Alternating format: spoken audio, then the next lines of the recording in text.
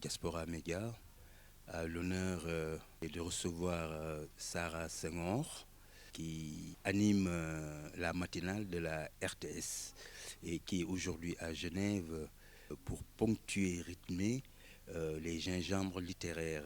C'était la maîtresse de cérémonie et du point de vue évaluation, le public a été conquis par son professionnalisme. L'interview se fait à l'hôtel Century, qui est au centre-ville de Genève. Comment vous avez senti ce Raoul qui a regroupé des intellectuels et qui ont parlé des sujets du jour touchant le Sénégal, l'Afrique? Oui, des sujets d'actualité pour ce gingembre littéraire où il était question de numérique, d'industrialisation et de culture dans un contexte de développement de notre continent. Sujet d'actualité bien évidemment avec d'éminents intervenants.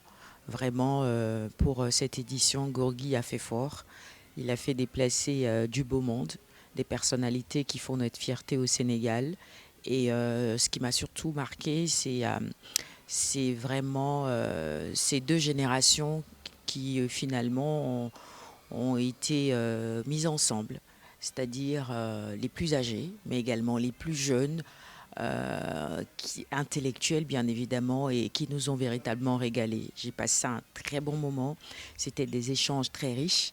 Le temps était très court bien évidemment, mais je pense que c'était un avis partagé par tous et de tous. Ça a été une belle réussite. Et on est reparti avec des idées pleines la tête et surtout, puisqu'il s'agit de partenariat et de coopération, je pense que et les Genevois qui étaient là et les Africains, parce qu'il n'y avait pas que des Sénégalais qui étaient là, sont repartis avec de belles idées de partenariat, de collaboration, parce qu'il s'agit aujourd'hui de rebâtir l'Afrique. Et je le disais justement dans mon introduction lors du gingembre littéraire, l'Afrique a soif d'autre chose, les jeunes veulent autre chose, veulent reconstruire ou rebâtir les choses. Et pour y arriver, eh bien, il faut échanger, il faut discuter et autour des enjeux justement du numérique qui nous interpellent tous aujourd'hui. Le numérique, c'est une formidable occasion pour développer nos pays, mais comment et dans quel contexte? Il faut bien situer les choses. L'industrialisation, on ne peut pas développer notre Afrique sans passer par l'industrialisation. Mais comment et comment poser justement les fondements? Il est important d'échanger, de discuter avant de poser les actes. Et la culture, bien évidemment, qui est au début et à la fin de toute chose. Tout passe par là. Qu'est-ce que c'est la culture réellement? Et quand on dit développement, qu'est-ce qu'on entend par cela?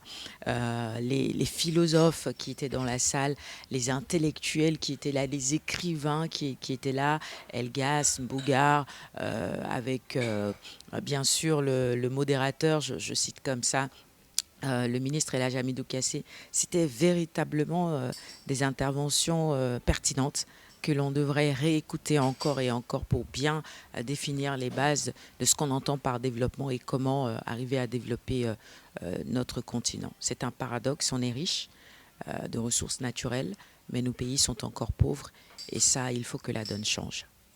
Il faut que la donne change et le paradoxe sur lequel vous avez mis le curseur, on peut le relier également à Genève, la Suisse, qui est assise sur une mine d'or. L'Afrique n'est pas aussi absente de la Suisse parce qu'il y a des richesses de l'Afrique en Suisse et venir parler de la pauvreté en Suisse, est-ce que vous pensez que intellectuellement c'était légitime ou non? C'est vrai qu'on peut se demander pourquoi venir jusqu'à Genève pour parler du développement de l'Afrique. Pourquoi ne pas le faire sur le continent africain avec évidemment les Africains. Ce que je voudrais juste rappeler, c'est que le gingembre littéraire, il est itinérant. Donc c'est une initiative qui voyage, qui n'est pas seulement qu'en Afrique, qui n'est pas seulement qu'en Occident. Et c'est là toute la richesse, je pense, et tout l'intérêt de cette initiative. On ne va pas refaire la roue. Il y a des processus et des chemins qui marchent, des formules qui marchent. Et on peut évidemment emprunter ces formules-là aux Occidentaux. Il ne s'agit pas de faire du copier-coller, bien évidemment, mais d'adapter cela à nos réalités aussi. Et pourquoi est-ce qu'il est important d'échanger avec nos partenaires occidentaux? Parce que justement, beaucoup sont présents sur le continent. Et comme vous le rappeliez tout à l'heure, euh, l'or qui vient d'Afrique est ici à Genève également. Et donc l'idée, c'est de réfléchir ensemble et de voir comment est-ce que sur place, on peut créer des industries pour pouvoir transformer tout ça. Parce qu'aujourd'hui, le constat, malheureusement, c'est qu'encore, ce qui se passe, c'est qu'on prend nos ressources naturelles, et on les emmène jusqu'ici pour les transformer et nous les ramener. Et donc l'idée, c'est de discuter justement avec nos partenaires pour voir comment est-ce qu'on pourrait créer des initiatives sur place, sur le continent, pour permettre justement à l'Afrique de profiter davantage de ces ressources-là. Encore une fois, c'est un paradoxe que d'avoir autant de richesses, d'avoir un sous-sol aussi riche dans pratiquement tous les pays d'Afrique, et de se retrouver à un tel niveau de pauvreté et de sous-développement. Dans certains pays, c'est complètement aberrant. Et donc, il est essentiel aujourd'hui de rediscuter, de s'asseoir autour de la table et de renégocier les choses. Et je crois que c'est dans ce sens que s'inscrit le gingembre littéraire. Alors, si je vous demandais de me mettre un qualificatif sur le gingembre littéraire, ce serait quoi? Pour cette édition, je dirais exceptionnel. Exceptionnel parce que les échanges étaient très riches. Les gens ont beaucoup apprécié. Vous verrez les images vous-même. Et de manière générale, dire également que cette initiative, elle est très pertinente dans la démarche. Parce que sans discussion, si on ne s'assoit pas autour de la table, on ne règle pas les problèmes. Et c'est tout l'intérêt du gingembre littéraire que notre ami Gorgui Ndoye organise avec beaucoup de passion. On a parlé de passion également au cours de ce gingembre littéraire. Parce que dans la passion, on retrouve le cœur. Et quand on fait les choses avec le cœur, on parle d'empathie, on parle de solidarité, on parle de coopération, on parle d'égalité également. C'est regarder l'autre comme soi-même. Et voilà tout le sens de cette initiative. Donc pour moi, le gingembre littéraire, c'est des rencontres exceptionnelles. Et quel vœu formuleriez-vous pour ces gingembres littéraires?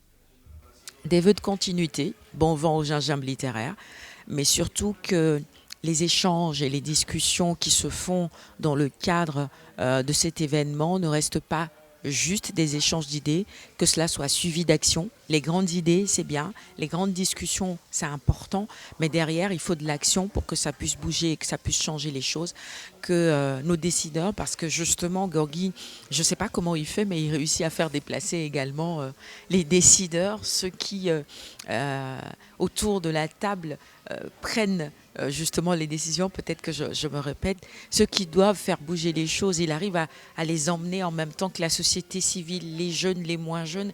Donc c'est toute la couche de la société qu'il arrive à réussir à réunir, autant pour moi. Et donc quand on est ensemble comme ça et qu'on échange des idées, eh bien que ces idées-là ne dorment pas dans des tiroirs, mais que ce soit suivi des faits. Et c'est tout ce que je souhaite au gingembre littéraire. Bonne continuation et bon vent à Continent Premier, l'association qui organise cet événement. Sans les médias, je pense qu'il y a énormément de choses qu'on ne verrait pas, qui resteraient dans l'ombre. Et mettre en lumière ou mettre de la visibilité sur ces choses-là, c'est essentiel pour changer les choses. Vous savez, la crise migratoire, elle n'a jamais vraiment cessé, mais ces derniers mois, ces dernières années, on constate que de plus en plus de jeunes Africains recommencent à prendre des pirogues pour essayer d'aller chercher ce qu'ils n'ont peut-être pas chez eux. C'est Eldorado, ici en Europe. Et donc, donner la parole à la diaspora, mettre en lumière ce que la diaspora fait, c'est important pour montrer à tous ces jeunes-là que oui, il y a peut-être de l'espoir ici, mais il y a aussi des difficultés, il y a aussi des problèmes ici. Et je crois que c'est important, justement. Et ça ne peut venir que de la diaspora, ça ne peut venir que des chaînes de télévision ou des médias comme les vôtres. Il faut que les gens voient que tout n'est pas rose ici. Et nous qui sommes de l'autre côté, on ne peut pas tout le temps faire la navette. Et donc, tout le sens ou tout l'intérêt des médias comme vous, c'est un complément pour moi. Vous complétez ce que nous faisons déjà sur le continent. Cadeau Diaspora Média, bravo à vous. Bravo, bravo encore une fois. Au Sénégal, on le sait, hein, on a des députés de la diaspora à l'Assemblée nationale. C'est la 15e région du Sénégal. C'est vous dire à quel point cette diaspora est importante. La contribution de la diaspora a dépassé maintenant, je pense qu'on parlait de 1000 milliards, mais maintenant on est au-delà. Dans de nombreux villages, dans de nombreuses contrées au Sénégal, c'est la diaspora qui arrive à suppléer les actions de l'État en créant des écoles,